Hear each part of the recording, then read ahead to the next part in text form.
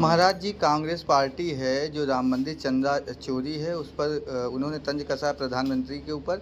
उन्होंने कहा प्रधानमंत्री मौन क्यों हैं, चुप क्यों हैं, और साथ ही उन्होंने सुप्रीम कोर्ट में इस मामले की जो है कार्रवाई की मांग की है, जांच की। क्या पूरा कहें? विपक्ष कांग्रेस और सपा के मुखिया अखिलेश यादव, इन्हें तो राम का नाम लेने का भी अधिकार नहीं है। ये तो अयोध्या के मामले पर न बोले तो ठीक है। कारण अखिलेश जी के पिताश्री ने कहा था अयोध्या में परिंदा पर नहीं मार सकता।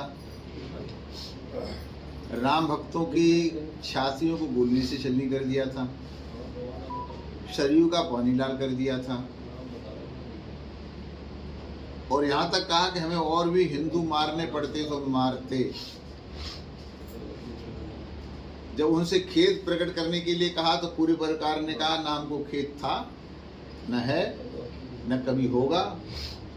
लोग हमें मुलायम सिंह कहें, मुल्ला मुलायम सिंह कहें, मोहम्मद मुलायम कहें, इसमें उन्हें गर्व का अनुभव किया। और कांग्रेस ने तो 50 एडवोकेट राम मंदिर के रोकने के लिए सुप्रीम कोर्ट में खड़े कर दिए। तो जो आज तक राम मंदिर दर्शन करने नहीं गए, जो राम जी को कल्पित कहते थे, जो राम मंदिर बनने नहीं देते थे, ऐसे लोग जब राम मंदिर की चर्चा करते हैं तो गिरगिट भी शर्मा जाती होगी कि शायद ये रंग इसलिए बदला है, राम मंदिर अयोध्या की तरफदारी इसलिए कर रहे हैं कि सामने 2027 है और हिंदुस्तान की जनता है, सब जानती है, आने वाले 2027 में अब की बार 300 पार, 300 से भी ज्यादा विधायक लेकर के योगी जी फिर यहाँ के मुख्यमंत्री बनेंगे। लोग स्वप्ना रामदेव हैं, उन्होंने एक बयान दिया है। उन्होंने कहा कि सभी सनातन हैं, जो मुसलमान हैं उनके पूर्वज भी हिंदू थे। हम लोग धर्म अलग अलग हो सकते हैं, मजहब अलग अलग हो सकते हैं, पर पूर्वज जो है हिंदू थे। इस पर क्या कहेंगे? बाबा श्री रामदेव जी मेरे मित्र हैं